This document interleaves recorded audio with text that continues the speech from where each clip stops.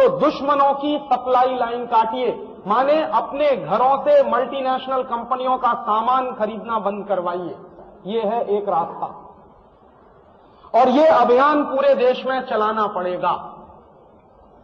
और इसके विकल्प में क्या होगा कि मल्टीनेशनल कंपनियों का माल खरीदना लोग बंद करें तो स्वदेशी कंपनियों का माल खरीदा जाए, क्योंकि स्वदेशी कंपनियों का मार्केट अब भारत सरकार नहीं बनाने वाली, उन्होंने तो मल्टीनेशनल के सामने सरेंडर किया। ये हमारे जैसे लोग ही कर पाएंगे। पूरे देश में स्वदेशी की एक स्पिरिट पैदा करनी पड़ेगी, वैसी ही स्पिरिट जो 1905 के साल में पैदा की गई थी। लोकमान्य तिलक ने स्वदेशी आंदोलन चलाया था, क्यों?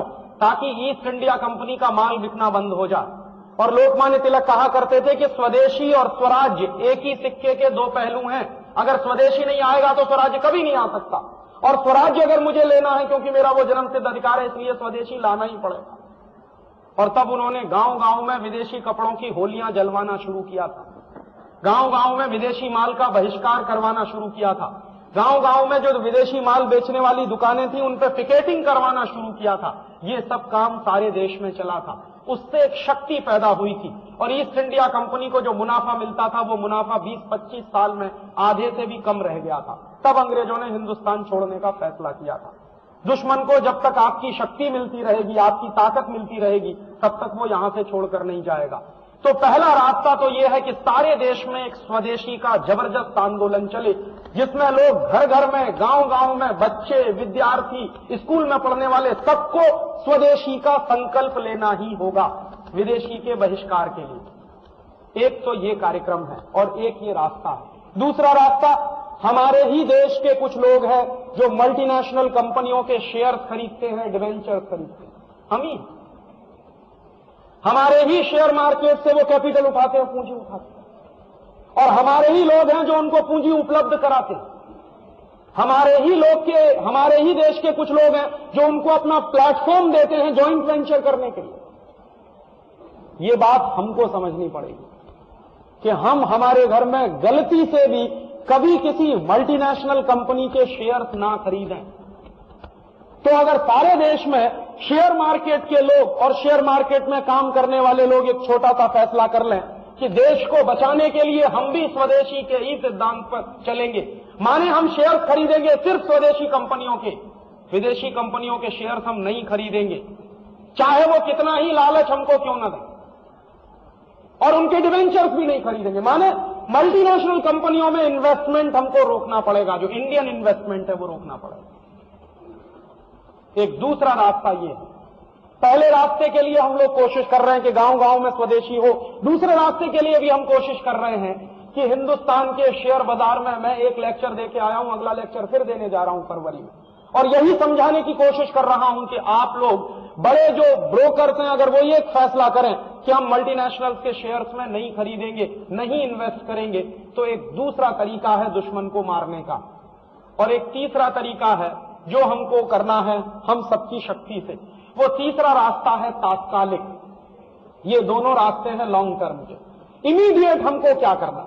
इमीडिएट हमको पहले हमारा अस्तित्व बचाने की लड़ाई लड़नी। अभी तो एक स्पेस बचाने के लिए, खड़े होने के लिए जमीन तो चाहिए, नहीं तो ये भी चली जाएगी। अभी मैं गाड़ी में आपके एक साथी के साथ आ रहा था तो मैंने यही पूछा कि क्या हालत है, तो उन्होंने कहा कि पिछले 2 महीने से अब कंपनियां बंद होने की हालत शुरू हो गई, माने असर आपके ऊपर शुरू हो गया, मार आपके ऊपर पड़नी शुरू हो गई।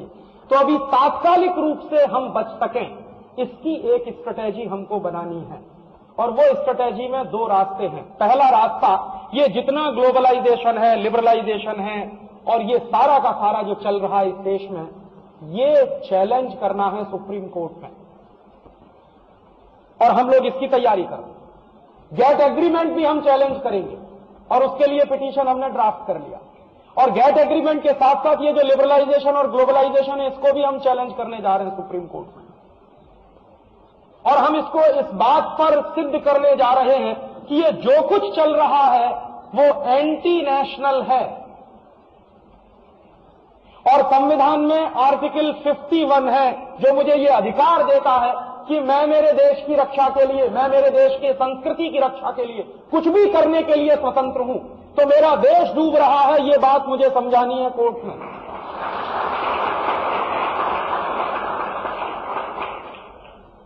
और इस पिटीशन के लिए हमारी जो स्ट्रेटेजी है वो ये है कि एक साथ हिंदुस्तान के 10-15 हाई कोर्ट्स में ये पिटीशन हमको डालनी, एक साथ। और 10-15 हाई कोर्ट्स में जब एक साथ पिटीशन जाएगी तो हम जानते हैं कि वो तुरंत सुप्रीम कोर्ट पहुंचेगी। अभी हम सीधे सुप्रीम कोर्ट लेके जाएंगे तो सुप्रीम कोर्ट में कह दिया जाएगा पहले हाई कोर्ट में जाइए। तो हम एक साथ 10-15 हाई कोर्ट में ये पिटीशन मूव करेंगे और उसके बाद सुप्रीम कोर्ट में जाएंगे और सुप्रीम कोर्ट में एक कॉन्स्टिट्यूशनल बेंच गठित हो जो ये तय करे कि ये जो कुछ चल रहा है वो एंटी नेशनल है, एक बात, और दूसरी बात जो कुछ चल रहा है वो कॉन्ट्रा कॉन्स्टिट्यूशनल भी है। और हमारे संविधान में ये बहुत स्पष्ट है कि कोई भी सरकार कॉन्स्टिट्यूशन के खिलाफ कोई भी कानून नहीं बना सकती, कोई एग्रीमेंट नहीं कर सकती, ये स्पष्ट है। तो अगर हमारे संविधान में यह है कि कोई भी सरकार हमारे संविधान के अगेंस्ट नहीं जा सकती, तो ये जो कुछ है वो हमारे संविधान के खिलाफ है। संविधान का जो प्रियम्बुल है, हमारे संविधान की जो प्रस्तावना है, उसमें समाजवाद नाम का शब्द है, उसका इस्तेमाल करना पड़ेगा। और भारत सरकार या कोई भी सरकार प्रियम्बुल को बदल नहीं सकती, कॉन्स्टिट्यूशन का प्रियम्बुल चेंज नहीं हो सकता, ये नियम है हमारे देश। और दूसरी बात कि हमारे कॉन्स्टिट्यूशन में एक डायरेक्टिव प्रिंसिपल्स ऑफ स्टेट का चैप्टर, तो उसमें भारत सरकार के लिए निर्देश तय किए गए हैं। Directive principles of state Bharat सरकार माने ये जरूरी नहीं है, लेकिन ना मानना एंटी कॉन्स्टिट्यूशनल काम है। आपको डायरेक्टिव प्रिंसिपल्स ऑफ स्टेट के अनुसार ही अपनी पॉलिसीज और कानून बनाने का अधिकार है, उसके अगेंस्ट आप नहीं जा सकते। इस बात को हम हमारी पिटीशन में लेके आ रहे हैं। हमारे संविधान में फंडामेंटल आर्टिकल्स हैं, फंडामेंटल राइट्स के चैप्टर हैं। आर्टिकल 19(1)G मेरे जीविका के अधिकार की मुझसे बात करता, तो हिंदुस्तान के उन 8 करोड़ लोगों की जीविका क्यों खत्म हो गई due to globalisation and liberalisation, ये सरकार को जवाब देना होगा। हर आदमी को अपनी जीविका चलाने का अधिकार है। अगर आप छोटी छोटी फैक्ट्री चलाते हैं तो वो जीविका के सिद्धांत के तहत आता। अगर आपकी फैक्ट्री बंद हो रही है तो इसका माने सरकार उस खेल में शामिल है।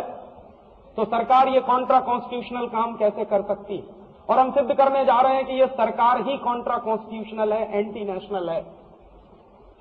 और इस बात पर सारे देश में भयंकर बहस हमको करानी है। संविधान की पीठ में जब ये बात आएगी, सुप्रीम कोर्ट में डिबेट चलेगी, तो सारे देश में इस पे हंगामा होना ही चाहिए।